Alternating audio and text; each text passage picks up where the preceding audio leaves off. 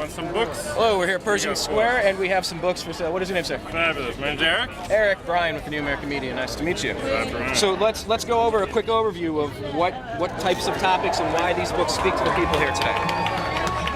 Well, I think a lot of people here are out because they think the system is failing. You know, capitalism isn't able to meet people's basic needs of healthcare, food, shelter. I think we see that pretty obviously with the foreclosure crisis. And we have books talking about lots of different things, from systemic things to questions about, the ecology. Where's the environment? Can you see the environment under capitalism 30 years from now? What's going to be left? We have meetings going on, lots of things to involved with. And so you specifically referenced that capitalism is not working for people. I see a couple with socialism. How would that be a difference, and would you say that as a benefit, in which way? Well, people do lots of things. So what is American media? Where do you publish your stuff? Basically, the New American Media, we started because we are tired of being spoon-fed what propaganda we're supposed to believe from CBS, ABC, NBC, Fox, and all of the corporate-controlled media. So the New American Media is anybody with a cell phone, anybody that wants to voice a point of view, as long as we can agree to disagree and have a civil conversation.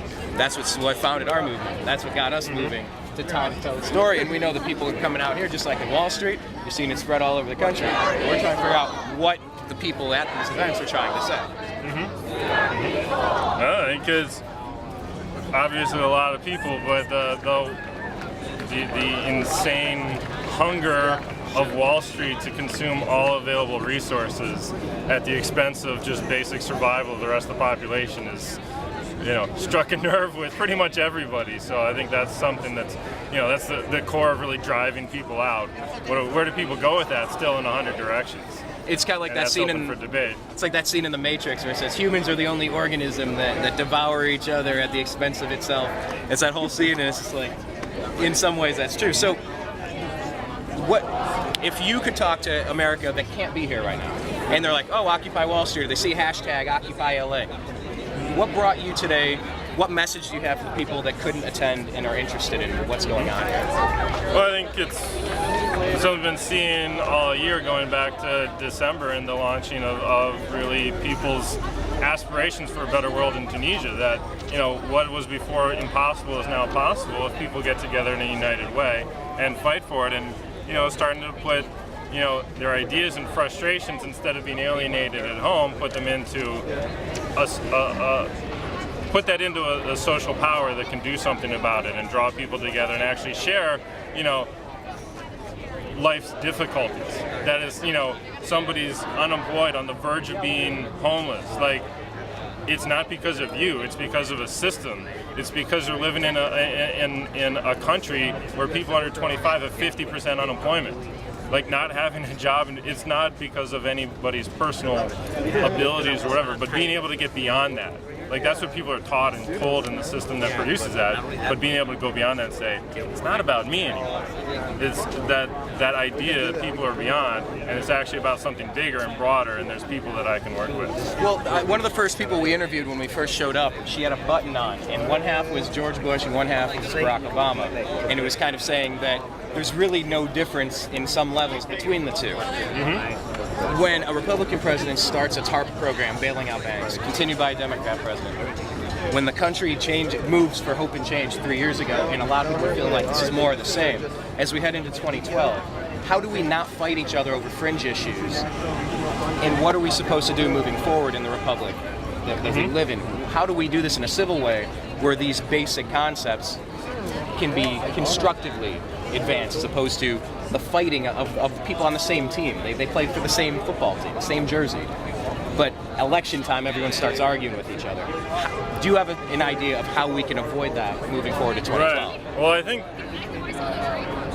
trying to figure out who are the two people that are actually, or the two groups that are actually on the same team. I think you were talking about different people that are, associated with the Democratic Party. I would say that's actually the Republican and Democrats that are actually on the same team. Perhaps you can call them the offense and the defense. The Republicans on the offense that went nuts under Bush. And then, the Democrats come in, and you're right. it's hard to, like, who's the greatest supporter of Obama? It's not hard to find. All these right-wing lugnuts, like Cheney, supports Obama's policies on the war on terror. There's an incredible continuity. I mean, they kept the same Defense Department. So who are the special teams and who's the head coach? Who's the general manager? Like, we need a different sport. The metaphor is dead. But no, I mean, that's the question. It's like, those are the answers. And you look at history. History's never been about let's get the right person in power. It wasn't, LBJ coming in didn't fix anything. Civil rights wasn't delivered by some cracker president from Texas. Civil rights was delivered by hundreds of thousands of people going into violent confrontation with the state. That scared the shit out of Johnson. Why was it that Nixon passed OSHA? Why was it that Nixon ended the war in Vietnam? And took us off the gold standard. Took us off he was Nixon. There's no... The critical equation isn't who's in power, but who's pushing the people in power. Well, we talked... No, and that's a good point. It's not about who's in power. It's about who is driving that. Because... No, that's a very good point. I think you said it better than I could re-articulate that. Last point. I've seen a lot of science about the Federal Reserve, and we talked about Nixon and the gold standard. Do you have any thoughts on the intentional devaluation of the United States currency right now in 2011, as our dollars are buying less and less, which just means the grocery store bills are going up, the gas prices are going up? How do you see that affecting us? What's the root cause of that, and how do we inform each other and try to change that policy? There's a lot of different corners to it. One, it's devaluing China's incredible asset of U.S. Treasuries. So it's devaluing that. It's perhaps making U.S. exports a little bit cheaper, kind of playing that game, trying to offload. It's the thing you talk about, offloading unemployment. If you can devalue, it makes U.S. exports cheaper. That's in there as well. I mean, really, the core of that is really the U.S.-China trade imbalance. I mean, that's the core of really the economic crisis, that we have a world that has this fundamental imbalance between U.S. Consumption and Chinese production to meet that. And it's, that can no longer go on. That was the deal that was struck at the end of the 1990s. And the last decade was a decade of debt, raiding what wealth working people in this country had, and it's empty.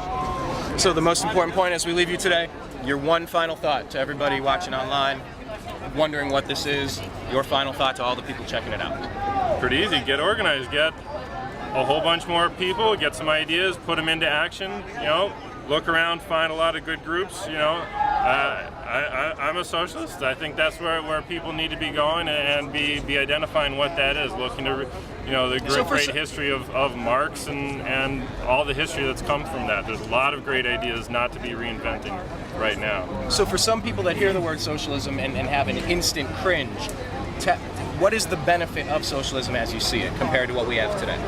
I mean, socialism is a system of intense democracy of people, playing the decision-making role in the decisions that affect their lives, be it the workplace, be it the community, be it the country, and that's predicated on all kinds of different things. That you can't have divisions in society. You need to be able to break through all these different aspects of racism and sexism and homophobia. I mean, the process of getting there is the key thing. The key aspect of recognizing that the working class has the power to change society. Social movements are incredibly important and give such an opening and excitement to people's minds. But fundamentally, that needs to be turned into real class power. Fundamentally, that has to be turned into vying for power in a way that the working class has through its work. Well, what I hope to do on the New American Media, I hope to encourage a conversation of ideas where people can agree to disagree and have open conversation peaceably as we try to find a better way forward for our country. So I appreciate your time today. Very good.